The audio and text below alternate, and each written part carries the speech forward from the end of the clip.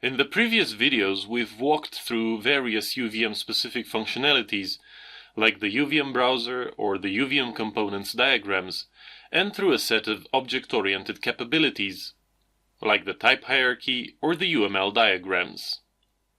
In this video, we'll focus mainly on writing, fixing, and navigating UVM testbench code with ease. Let's start from the very basics. The built-in incremental compiler analyzes source code on the fly, so any errors that might creep into your code are reported back immediately. You don't waste time waiting for the simulator to compile all your code just to find out a missing semicolon, and you don't waste time grabbing through logs to find the source of the problem. This type mismatch is a good example taken from a UVM test bench, a rather common and hard-to-spot error that DVT catches at type time. The same goes for this method prototype and implementation mismatch. This undeclared function call, or this typo. Precious debug time is saved by having such problems reported so early in the flow. Errors and warnings are shown to the left side of the editor, while the affected section of code is underlined for maximum readability. All the errors and warnings from the entire project are gathered in the Problems view. From here, you can easily navigate to any problem in your code. Of course, DVT's compiler treats your project as a whole, analyzing not only the changed files but also the dependencies that might be affected by these changes. Let's take the example of an error propagation within the inheritance tree. When deleting the argument of this constructor from the APBconfig class, two new errors have been introduced.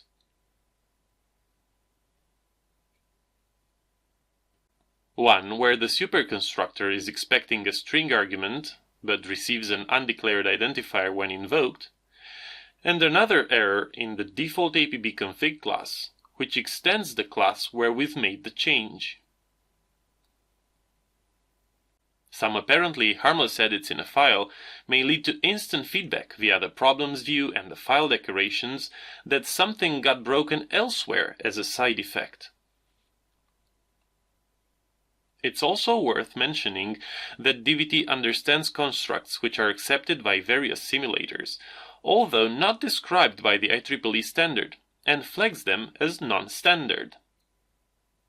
For example, let's remove the return type of this build phase function.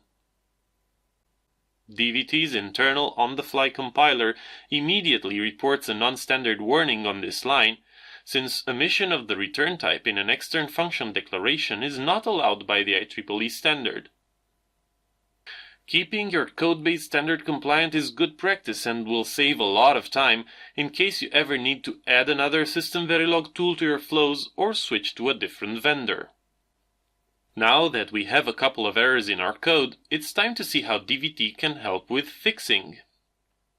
For example, if we use the Ctrl+1 keyboard shortcut on the line with the non-existing type error, a list of "Did you mean" quick fix proposals pops up. You can navigate through the list of proposals using the keyboard up and down arrows. As soon as you hit Enter while on the convenient proposal, the error gets fixed. Notice that the places where the problems are reported, such as the editor and the Problems view, are instantly updated as well. You can also trigger the quick fix proposals from Tooltips. To do so, simply hover over the problematic identifier. Now have a look at this extern implementation of the connect phase function not matching the prototype's number of arguments. Here we can choose to automatically update the implementation to match the prototype.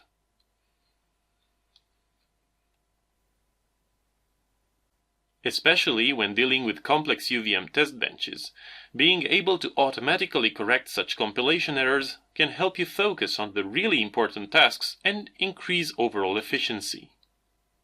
Another very important aspect of DVT's built-in compiler is the ability to survive in projects affected by errors. The tool was designed from the ground up with the error resilience in mind. If you think about it, help is most needed when the code is either incomplete, like it happens in early development stages, or incorrect, for example during major overhauls. Nevertheless, DVT's functionality is largely not affected by errors, and actually will leave some of the errors in place during the remainder of this presentation. In UVM test benches, it is quite a common practice to use external methods. Even UVM base classes make extensive use of this encapsulation technique.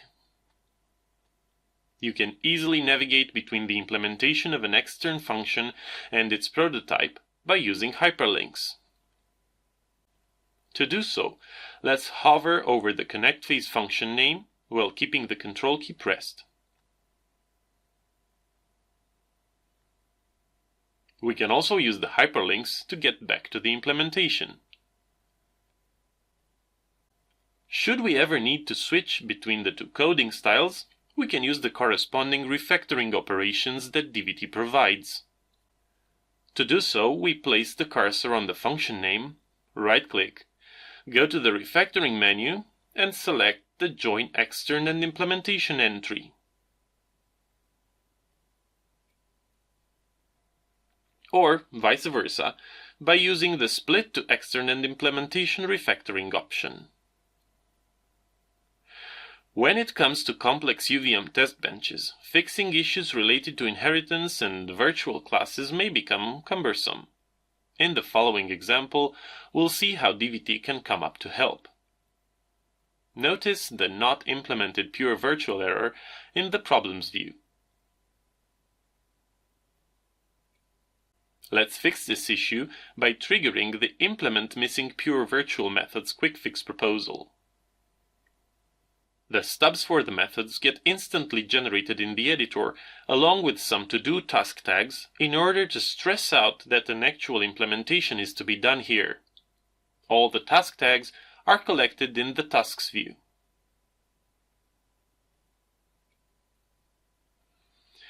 Here we can notice this high-priority task.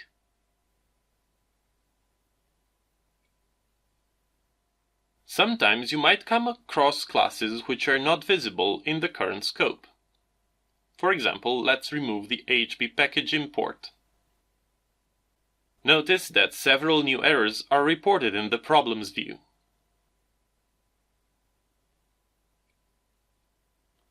We can easily get rid of them by using the Import Quick Fix proposal.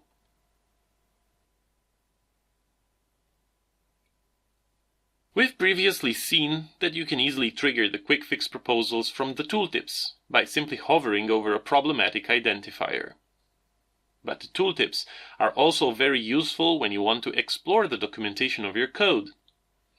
DVT supports both JavaDoc and NaturalDoc syntaxes, giving the possibility to create nicely rendered rich HTML documentation. Now, let's take a look at the AHB master driver from our project. If we hover over the UVM driver, we'll get information about this UVM library class in place, and we stay focused without any context switching. By the way, the information presented by the tooltip is automatically extracted from code, in this case from the sources of the UVM library itself. In fact, DVT conveniently associates any element defined in your code with the comment above or to the side of its declaration. No pragmas, no special coding style is needed, so no effort to have inline documentation in tooltips. It will just work with what you have. Using the tooltip hyperlinks can also be very useful when exploring documentation. You can easily navigate through the documentation of classes or functions. Tooltips are also very useful when you need to find out fast the value of a macro. Let's take the example of the UVM reg data width. To see its value, simply hover over the macro call in the editor.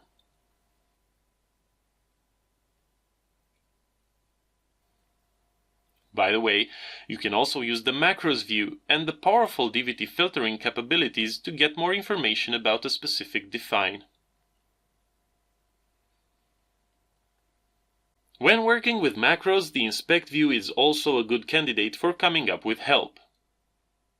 Notice that from here we can easily navigate to the macro definition or to see the value of the macro in various bases.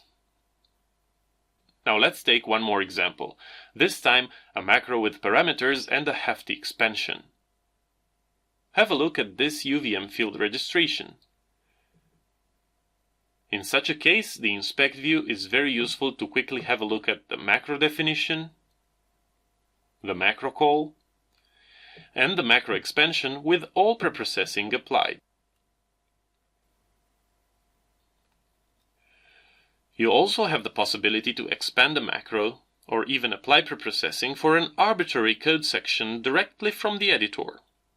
To do so, select a piece of code containing preprocessing macros, right-click and go to the Macros submenu. From here, you have various expansion options. Let's choose to expand in line all levels of preprocessing.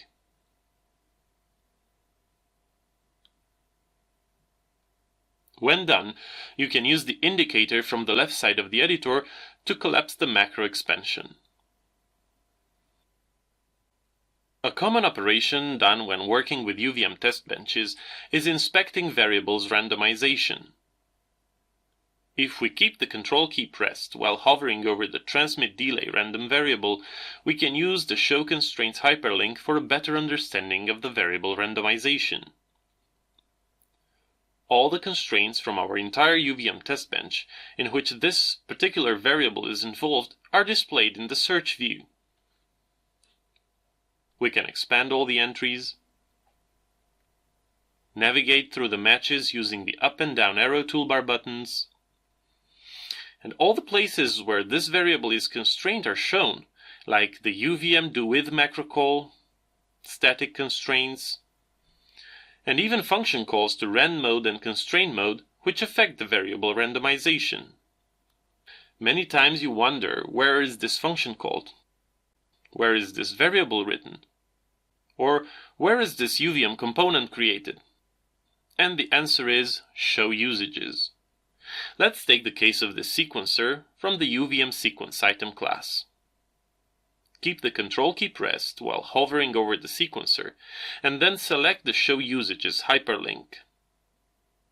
From the search view, you can now navigate through all the usages of this field.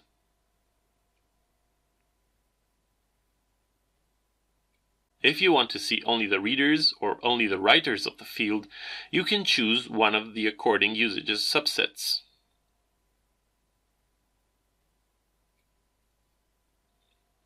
The Favorite Searches engine can help you quickly answer some questions which come up when debugging complex UVM test benches. Are there any leftover debug printouts that use display instead of UVM reporting macros? Where are all the config.db getter and setter calls?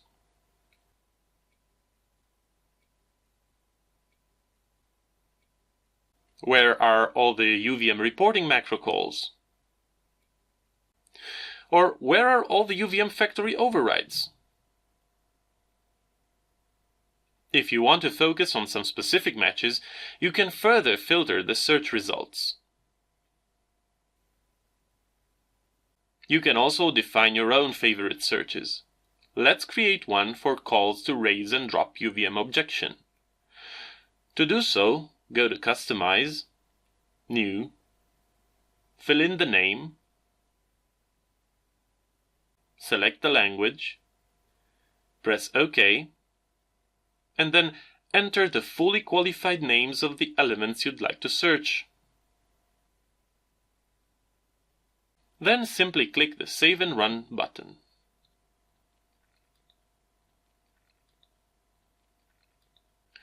By the way, if you want to quickly grab the fully qualified name of an element, you can use the Scope breadcrumb navigation bar.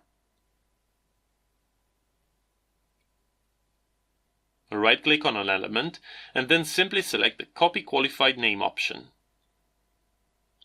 The breadcrumb navigation bars are useful especially when the editor is maximized and the full-blown hierarchical views are not at your fingertips. Particularly, the scope breadcrumb always shows the current cursor context, such as the enclosing package, class, and function. It also helps you instantly navigate to a particular construct that you are interested in.